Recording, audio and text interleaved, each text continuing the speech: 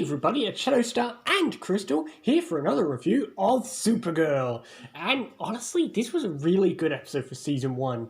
Well, this one was called Strange Visitor from Another Planet. Yes, indeed, and... Even though the visitor is not all that strange, as it is a White Martian similar to the Green Martian we already know. That is obviously the better plot of this episode. The B-plot's still pretty good, although I do think it took a bit too much time. I like it, I just wish maybe they'd put it in an episode that wasn't so amazing.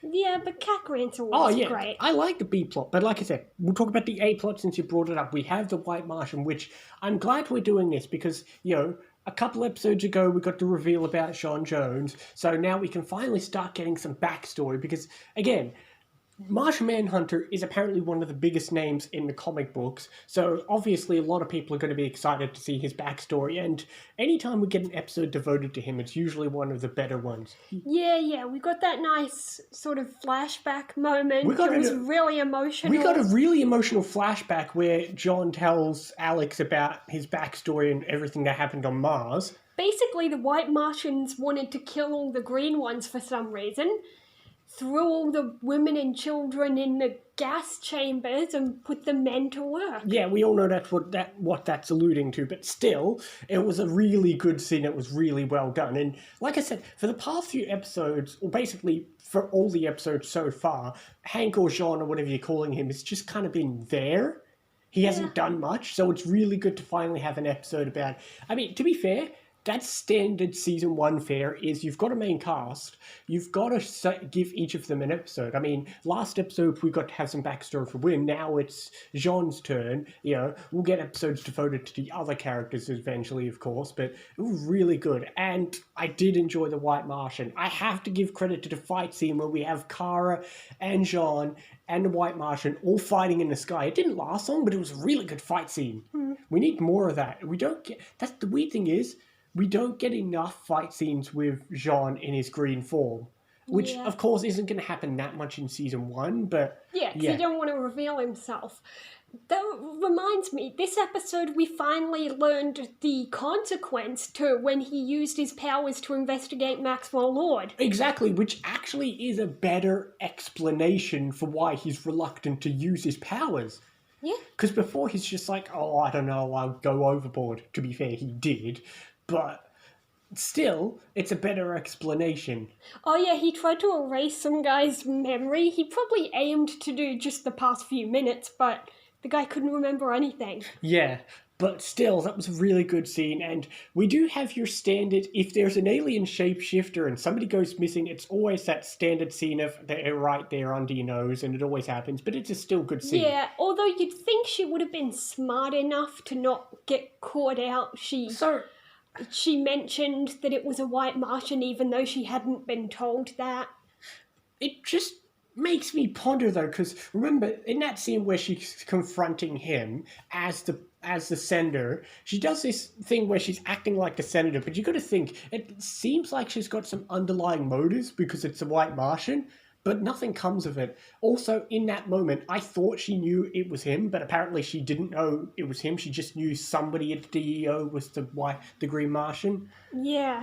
Still, anyway. Because later on she was asking Alex, which of your co-workers is it?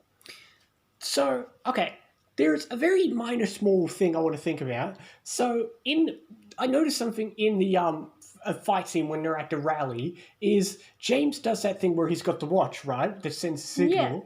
How does that signal tell him where he is? Like, how does Kara know where he is? I don't know. Maybe she knew he was going to the rally. That's a fair point. My only other guess is maybe it sends out some really high-pitched noise that only her ears could detect? Maybe. She's a dog. Get a dog whistle. I mean, no, but we've done that, because remember in like the first or second episode, somebody put out a broadcast that only she could hear. Oh yeah, and they were like, if you could hear this, you're not of this world. Imagine all the other aliens. Because this episode also... Imagine what Hank was doing at that moment. This episode also introduces the thing of, I mean, we know there's been aliens on Earth, but this episode introduces a theme we have running through basically the whole show of Supergirl is, you know, the whole... aliens and, there's people who are pro-alien, people anti-alien, and it's a parallel of immigration and terrorism and all that stuff, but it's just one episode here, but get used to it, especially in season 2 and 4. Yeah. But we'll get into that when we see it more. Also, very minor thing, what the hell's with that pink dinosaur in Cat Grant's office? Oh. I've seen it in the past few episodes, it's so weird. They even rebuilt it in, like, the Livewire episode where it broke and they... I don't know, it's just a random thing. But anyway, getting back to the Cat Grant plot, we do have the introduction of her other older son. Yes, and anybody who's watched Glee will be enjoying that because he asked out Kara and he was one of her love interests on Glee. I didn't realize he was a Glee actor. I told you that last time we watched it. That would have probably been years ago. Yeah. But it is the actor who played Ryder, who is one of the boys who wanted to get with Marley, played by Supergirl. Funnily enough, they did a musical episode, and Ryder was one of the guys singing I Am Superman. Okay then! I didn't realise he was a Glee actor! I mean, I know these shows use a lot of them, but I'd forgotten he was one of them. Yeah. But... I mean, that's another Glee. That makes 4 Glee actors I know have been in this then. 4? Well, obviously you've got Kara, you've got Barry, and you've got a certain someone we'll see later on. Oh, 5. There's a metahuman later on who's, not a main character, but still in Glee.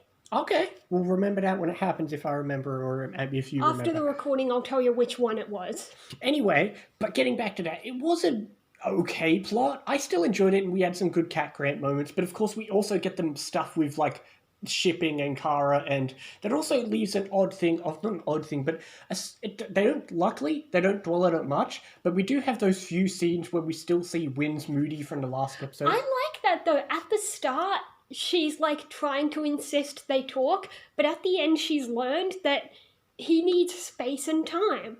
I guess. He can't just keep being friends with her like before, but he will go back to being her friend. He just needs time to process everything. And I sort of know what that's like. It's not exactly the same situation, but I know what it's like when someone doesn't love you back. Yeah, all right, and you're enough of that crap. To be around them. Enough of that crap, because this episode was actually pretty good. I like the Cat Grant plot, not as much as the White Martian plot, but both plots were really good. And we're going to be seeing him more because obviously he's going to be hanging out with Kara. Yeah, I think I'll go as high as 8. It was pretty good. I'm going to give it an 8.5. This is a really good episode, especially by season 1 standards. It's definitely one of the standout episodes. I'll have to remember this. Oh, yeah, definitely. I'll have to remember this. We did have an interesting cliffhanger, which, considering what the episode was, most people probably assume it's a White Martian. That's clever. I want to know if people actually assumed that. We'll have to... I don't know. Obviously, that cliffhanger will lead into next episode, which is called... Bizarro. Fans who know, if they see the name of the next episode, they might be able to put some connections. Yeah, because Bizarro is originally a Superman thing. Well, a lot of things in the show but they might be able to figure it out that they recreated Bizarro, but with Supergirl. They do that a lot. But anyway, I said 8.5, you said 8. Yeah. We'll see you next time for more Supergirl and other things as well. See you next time, guys. See you next time.